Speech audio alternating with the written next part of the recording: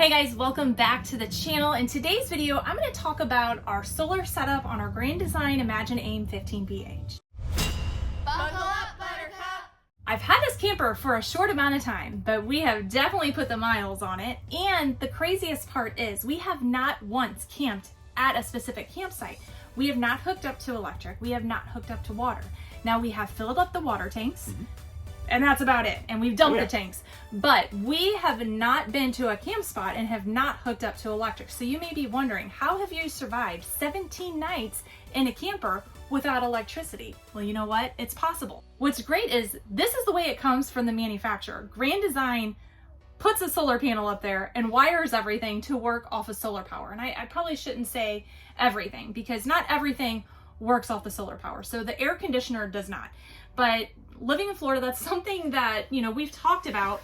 I think there are things that we can do to put like a soft start on the air conditioner, maybe up the batteries to actually be able to run the air conditioning for a short period of time. However, we've been in Utah, we've been in Maryland, and it's been not warm. No, it's been very cold. It's been very cold. Yes. But we have not frozen to death. And why is that?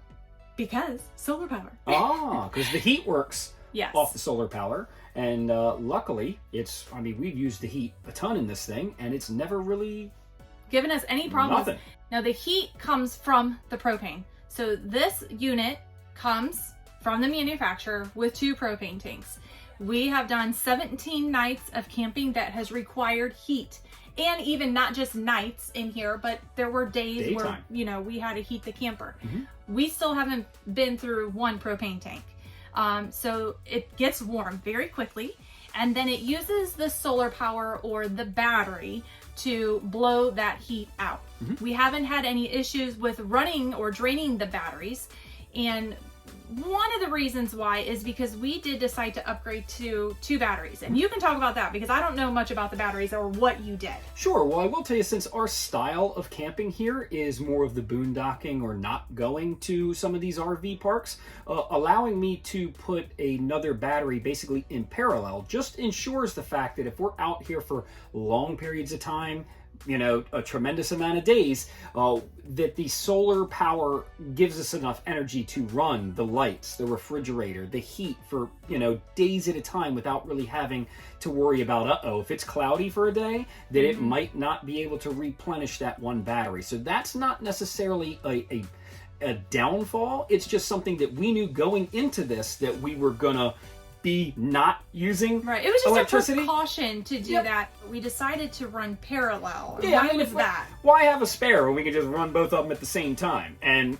you know, it doubles the battery output there, or allows you to use that battery output for twice as long.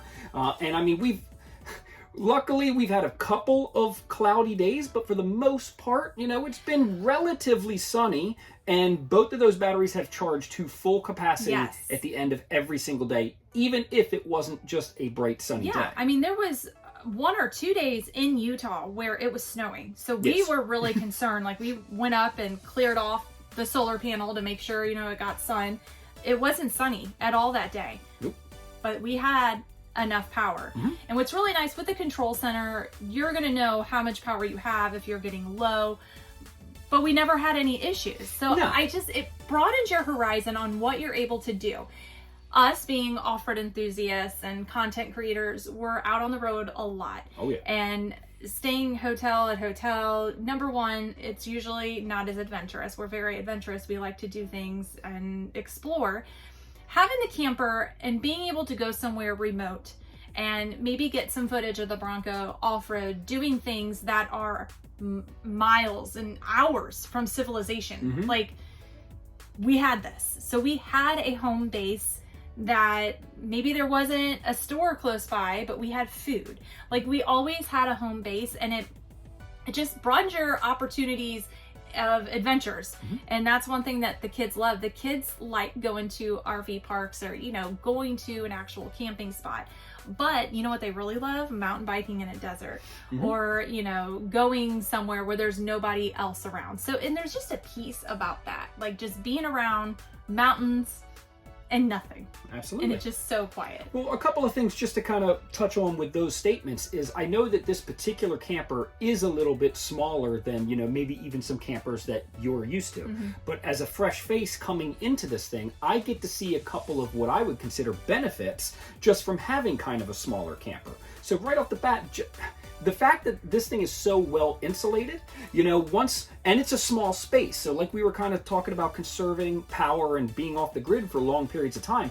When the heat runs to heat this up in here, it gets hot fast. So then it can turn off that heat, and because of the insulation, it keeps that temperature very regulated in a smaller space. And I would imagine if this thing was bigger, you'd probably have to run a tremendous more power. Going through the propane and all that. So this feels really good in this space, and it stays comfortable in here for whatever temperature you set it. Right, and for a week of that travel time, we did have Chewie with us, so we just couldn't turn the heat off. I mean, we love our Chewie. We didn't want her to freeze to death. So we had the heat on 24 hours a day, and we never had issues with the power. And just having this camper come equipped with solar power, it's a huge benefit. So we just kind of wanted to share what we've done, the benefits to this. If you're a family that owns a Bronco or Jeep or FJ, whatever, and you're looking into a smaller camper, not many campers come with a solar panel. And not everyone is technically savvy or wants to put the energy or the time into installing this kind of setup. This is all done. Like the switches, you turn a light switch on, the light switches turn on. Like it's all part of the camper. So you really had the luxuries of home on wheels. This really does feel like a home. It does. It really does. I mean, if you could just kind of see behind me, like the wallpaper and the designing I don't think anybody would know that we're in an RV right now. Right, yeah, like, I mean, just take a look at the style of all of the countertops. Just looks great. It's the same thing for the table here. The wallpaper. Look, I mean, you can even see right it's here not with even the cabinetry. wallpaper. It's like paneling, and it's all like hard. Yeah, like, but it's not stylish. flimsy. It's stylish, good quality. It's very well insulated. The fact that it comes from the factory with all the solar stuff is nice.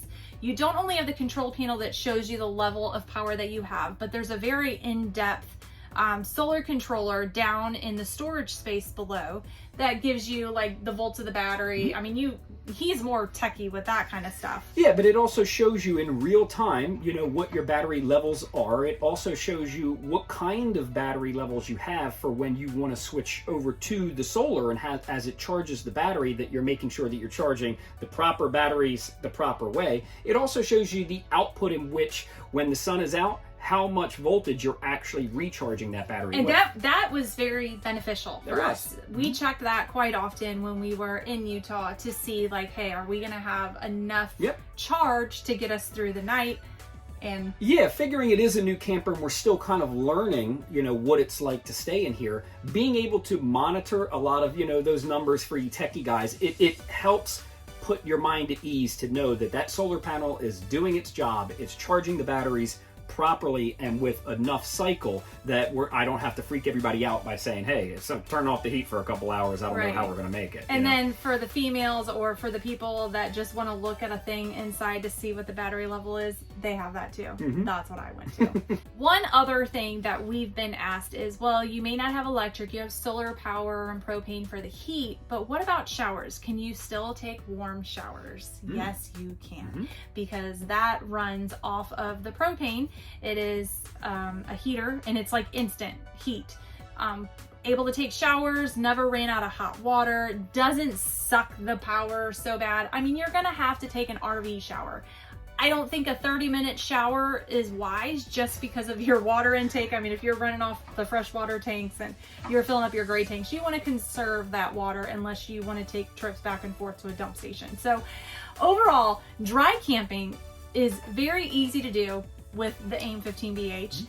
It's probably going to be the main focus of the type of camping that we do for the type of stuff, you know, the adventures that we live out. So if you guys were on the fence on, man, I don't know, I kind of want to start doing some more remote stuff, but I'm too bougie. I don't, you know, I got to have the electric and stuff. Well, hey, guess what?